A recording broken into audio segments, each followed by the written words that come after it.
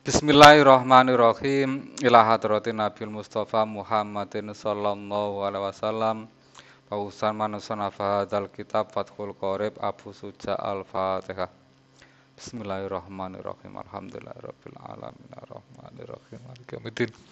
Iyyaka na'budu wa iyyaka nasta'in ihdinas siratal mustaqim siratal ladzina an'amta 'alaihim ghairil maghdubi 'alaihim waladdallin. Amin. Bismillahirrahmanirrahim. Qala al-mu'allif rahimahullah wa nafa'ana bi ulumi bidaraini amin. Melanjutkan Fathul Qorib halaman 8 bawah.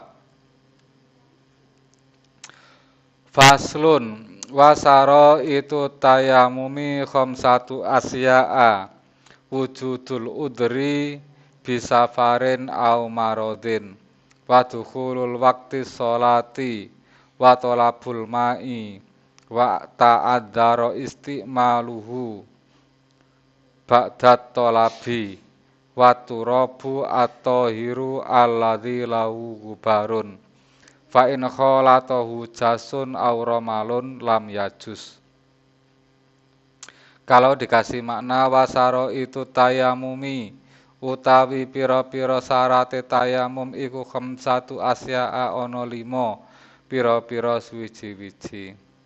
Rupane wujudul udri anane udzur bisafarin sebab lunga au marodin utawa lara wa dukhulul waqti sholati lan manjinge waktu salat wa talabul ma'i lan nyuprih ing banyu wa ta'adzara lan dadi udzur dadi wa ta'adzara lan dadi udzur apa istimaluhu nganggo ing ma ba'da talabi ing dalem sakwuse nyuprih waturabu lan lebu waturabu lan utawi lebu waturabu lan lebu atau hiru kang suci alladzi kang lahu iku keduwe guba lahu kang iku keduwe turab gubarun utawi bledug fa in kholata mongko lamun nyampuri hu ing gubar apa jasun gamping aura malun utawa wedi lam yajus mongko ora wenang.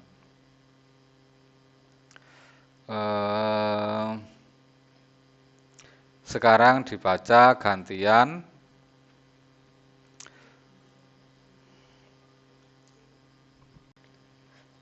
Wasyara itu tayamumi utawi pira-pira syarate tayamum iku khamsatu asya'a ana 5 pira-pira suci-wiji. Rupane wujudul udri anane udzur bisafarin sebab lunga au maroden utawa lara wa dukhulul waqti sholati lan manjinge waktu salat wa talabul ma'i lan nyuprih ing banyu mata antara lan dadi udzur apa istimaluhu nganggo ing mak ba'da talabi ing dalem sakwise nyopreh waturabu lan lebu at-tahiru kang suci alladzi kang lahu kang iku keduwe turab gubarun utawi bledug fa in kholata mongko lamun nyampuri hu ing gubar apa jasun gamping aura malun utawa wedi lam nyajis mongko ora wenang.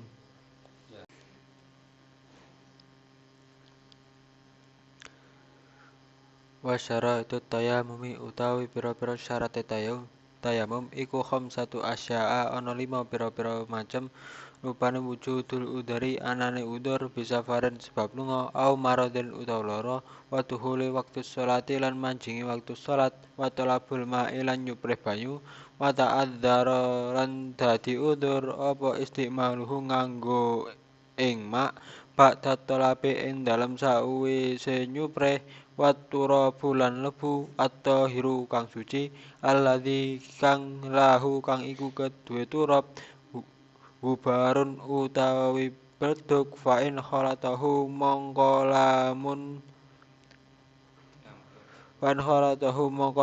nyampuri hu ing gubar iku jasun apa jasun gamping aura malun utawa wedi lam yajus mongko ora wenang.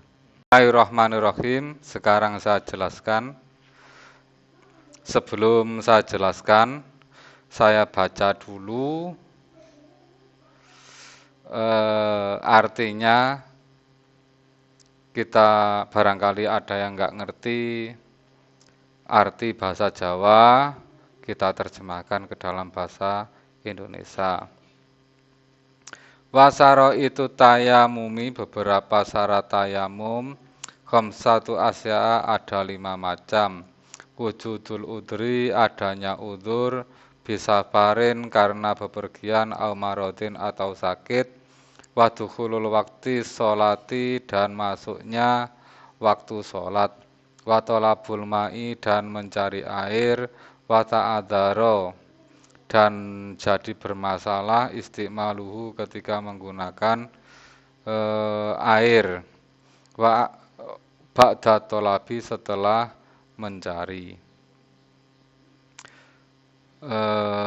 Waturabu, dan debunya. Waturabu, dan debunya atau hiru suci. Alladzi, yang lahu, pada debu tersebut gubarun, ada debu. Fa'in kholato,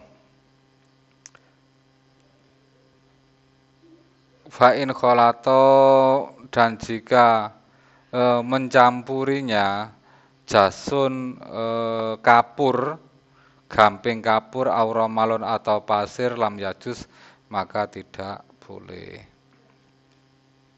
Nah, setelah diartikan, habis ini kita jelaskan, namun kita ulas dulu materi pada pertemuan yang lalu. Bahwasanya pada pertemuan yang lalu kita membahas tentang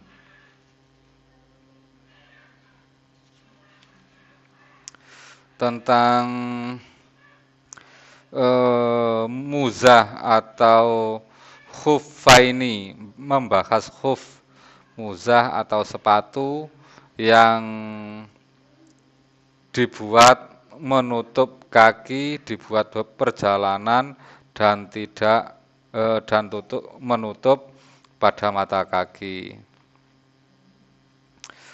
Nah, jika seperti itu, ketika berwudu di dalam aturan fikih diperbolehkan untuk tidak dibasuh kakinya dan tidak usah dilepas sepatunya, tapi cukup diusap sebagaimana mengusap rambut kepala. Nah,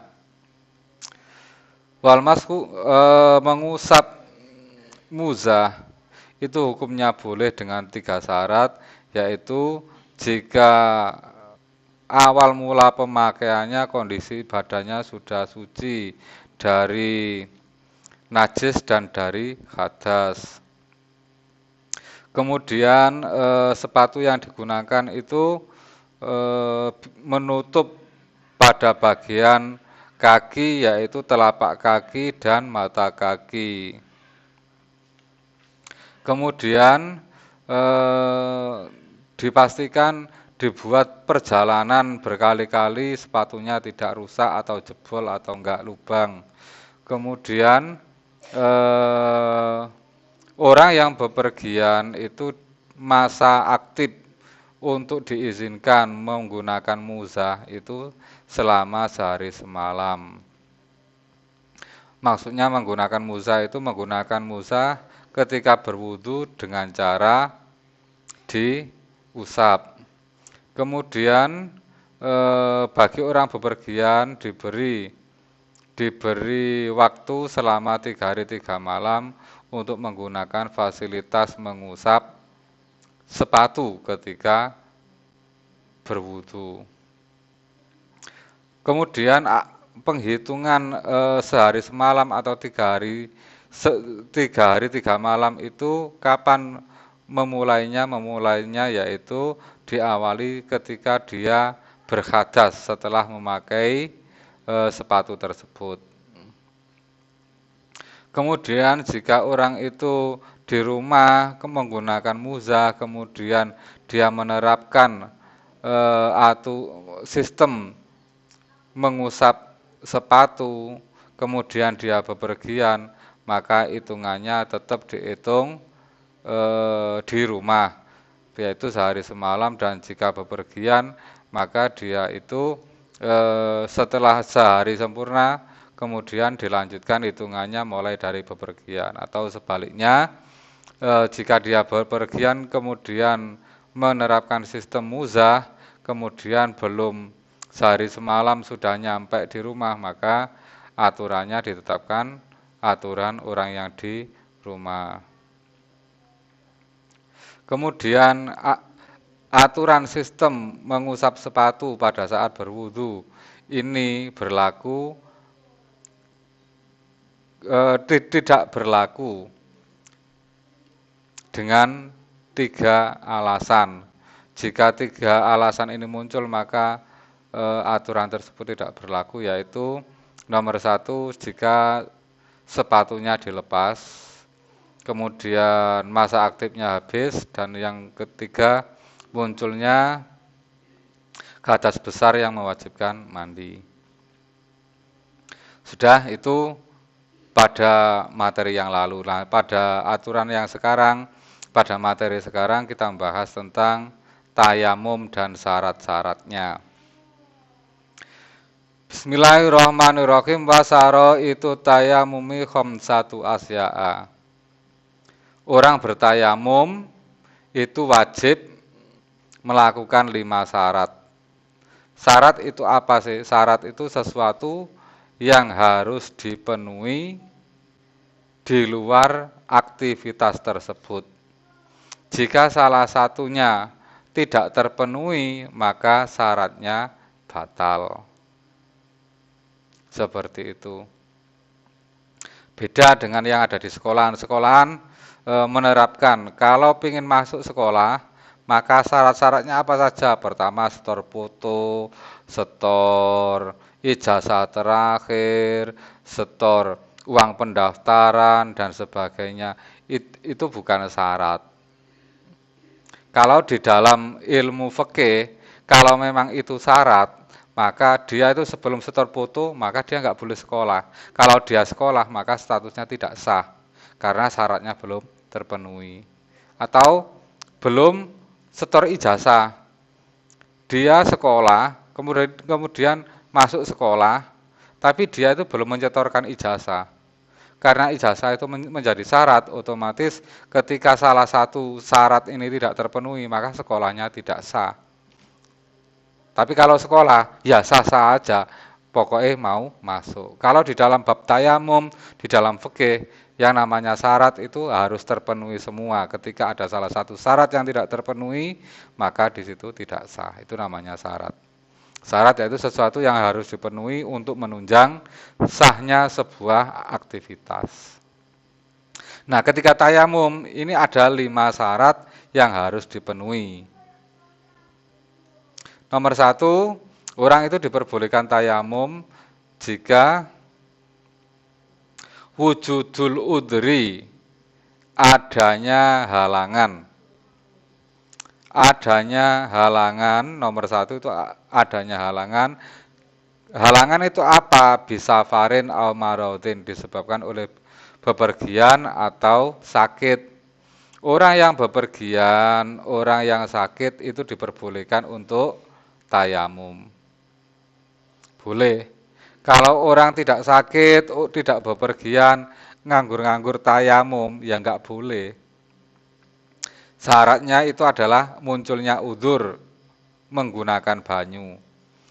Kalau ada orang sakit, katakan sakit kebakar. Sakit kebakar ini kalau kena air enggak boleh, kalau kena air itu malah lukanya tambah parah. Atau sakit yang enggak boleh kena air, kalau kena air langsung mati. Maka di situ ketika orang itu sakit udzur, maka diperbolehkan dengan tayamum seperti itu. Kemudian termasuk bepergian perjalanan jauh, terus dia pakai tayamum boleh. Mau wudhu nggak tahu tempatnya, masalahnya nggak hafal dengan wilayah tersebut. Terus nomor 2 itu wadukhulul wakti, yaitu tayamum itu diperbolehkan ketika telah masuk waktu sholat. Katakan kalau waktu zuhur jam 12, maka tayamumnya harus di atas jam 12, nggak boleh sebelum jam 12. Kenapa? Karena syarat tayamum itu ketika melakukan tayamum harus sudah masuk waktu sholat, seperti itu. Kalau sebelum waktu sholat sudah tayamum, maka tayamumnya tidak sah. Gak ngawur tayamum itu. Tayamum itu harus masuk waktu sholat dulu, baru tayamum. Kemudian selanjutnya yang nomor 3, wadukhulul wakti sholati. Oh sudah.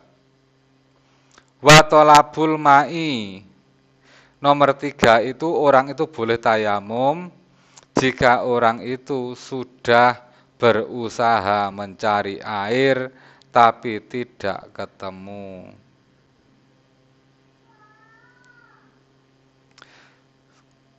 Sudah masuk waktu sholat, dia itu mau tayamum. Dia mau tayamum, otomatis dia nggak boleh tayamum dulu kalau belum mencari air. Jadi dia harus mencari air. Mencari air ke kanan, ke kiri, ke depan, ke belakang, sampai ketemu. Atau dia itu bertanya kepada orang sekitar situ, kalau cari air di mana. Kalau dia mencari air tidak bisa, maka di situ baru boleh tayamum. Seperti itu. Tadi dia itu harus berusaha mencari air dulu sebelum tayamum. Terus wa ta'adzaro istimaluhu. Wa ta'adzaro istimaluhu ba'da tolabi. Kalau di kitab ini wa ta'adzaro istimaluhu wa wazahu ba'da tolabi. Wa wazahu itu insya Allah tidak ada di dalam tulisan yang asli, itu adalah tambahan. Artinya begini, orang itu mencari air, katakan mau sholat, dia itu harus tayamum. Tapi tayamum dia harus mencari air dulu. Akhirnya mencari air, nemu. Ternyata ada kolam, ada airnya. Otomatis dia itu kan nggak boleh tayamum karena sudah menemukan air. Nah, ketika dia menemukan air, dia itu mau tayamum, mau wudhu. Ternyata di sungai tersebut, di danau tersebut, ada buayanya. Ada airnya. Kalau tayamum, dia punya masalah baru. Ada buaya. Dia wudhu belum selesai, sudah nyawanya yang selesai duluan. Karena ada buaya. Maka jika seperti itu, boleh dia tayamum. Kamu sudah cari air, sudah dapat. Kamu wudhu? Enggak. Kenapa enggak wudhu? Tadi airnya ada buayanya. Kalau saya wudhu, nyawa saya yang jadi hilang. Maka oh ya wes, kamu sekarang boleh untuk tayamum. Seperti itu. Atau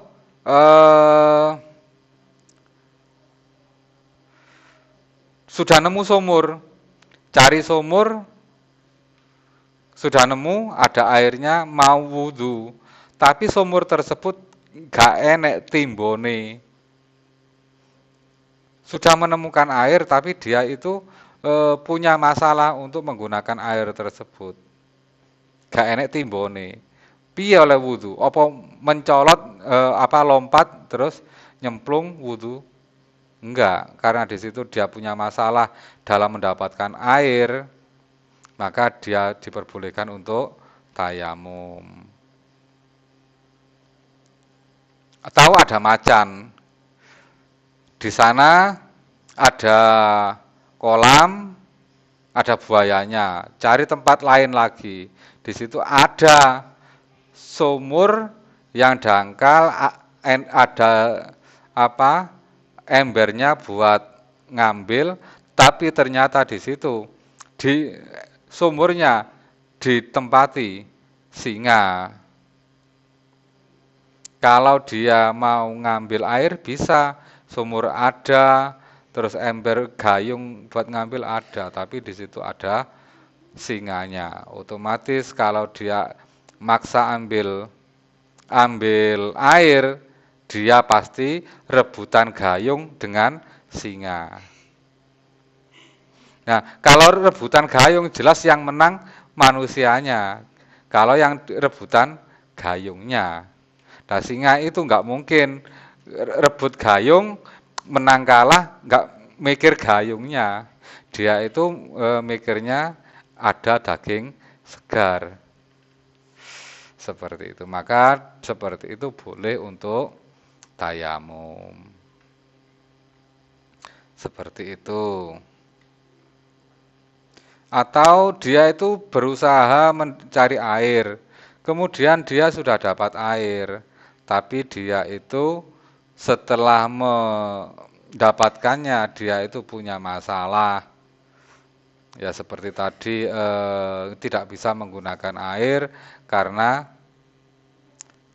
hanya sedikit atau karena sakit kalau terkena air, atau orangnya sakit yang sekiranya itu ketika menggunakan air itu daya lakunya itu menjadi berkurang.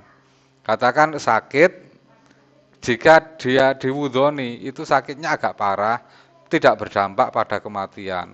Cuman setelah sembuh nanti pasarane itu yang biasanya pasarane harganya 100 mudun menjadi 70. Maka boleh tayamum. Seperti itu. Terus syarat selanjutnya yaitu waturabu at-tahiru alladzi lahu gubarun. Yaitu dia itu tayamum dengan menggunakan debu yang suci yang ada debunya. Loh, debu berarti tanah yang digunakan itu suci yang ada debunya. Yang ada debunya. Jika bawah tanah tidak ada debunya, maka tidak boleh dibuat tayamum. Katakan mau pergi haji naik pesawat, kemudian bawa tanah dari rumah, tanah basah, dadai plastik, kemudian dibawa ketika mau wudhu nggak ada air, dia mengeluarkan tanahnya dibuat tayamum. Tapi tanahnya tanah basah, yang nggak ada debunya. Sah apa tidak? Yang nggak sah, masalahnya tanahnya tidak ada debunya. Iso conges-conges koyok Petruk ambek Bagong. Masker gratis. Nah, yang dipakai itu debunya tanah yang ada debunya. Kalau nggak ada debunya, nggak boleh. Jadi debu itu bisa mencari di bangunan-bangunan yang dikira itu ada debu yang menempel bisa, atau bawa sendiri tanah yang kering yang ada debunya disendoi, terus bawa sekitar 1 kilo dibawa, itu dipakai orang 10 selama 1 minggu cukup 1 kilo. Syaratnya debunya debu kering yang ada tanah kering yang ada debunya. Terus kalau debu dicampur dengan kapur atau gamping, kapur tulis itu bahannya kan dari gamping. Nah, pakai gamping, gamping itu kan kalau kering itu kan bisa kayak bedak seperti itu. Nah, gamping yang sudah jadi bedak itu nggak boleh dipakai untuk tayamum. Kalau papan tulis nggak usah dihapus, langsung tangannya ditempelkan papan tulis, digosok. Itu kan debunya banyak sekali. Debu seperti itu dibuat tayamum. Ya nggak tayamum itu. Itu namanya maskeran kapur. Tidak sah kalau bahannya itu dari kapur atau dicampur dengan kapur tanahnya. Atau pasir, pasir itu juga nggak boleh dibuat untuk tayamum.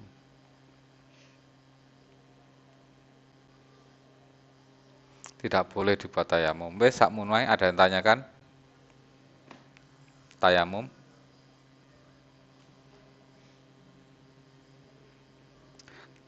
Nggak ada ya? Kalau nggak ada, saya kira cukup. Eh, jadi itu tadi syarat-syarat yang harus dipenuhi bagi orang yang akan melakukan tayamum. Ada 5 syarat. Semoga diberi ilmu yang bermanfaat. Mari kita tutup dengan berdoa. Bismillahirrahmanirrahim. Allahumma inni istauda'tuka ma qara'tuhu fardudhu ilayya inda hajati ilai. Al-Fatihah.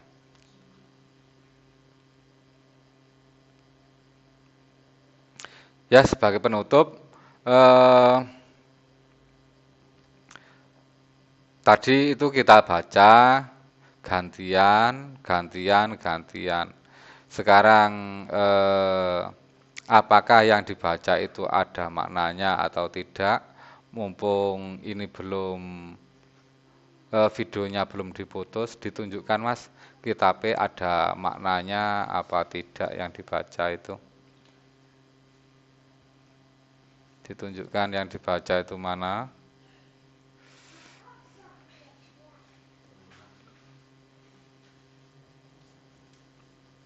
Halaman 8, wasaro itu tayamumi. Ditunjukkan. Sudah? Kalau sudah, ya sudah. Itu yang satu. Yang satunya ini ditunjukkan juga ada maknanya apa tidak. Nah, ditunjukkan.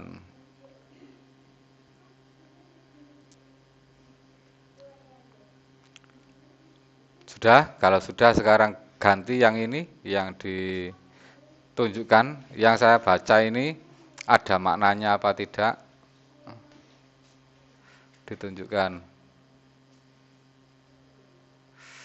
Sudah.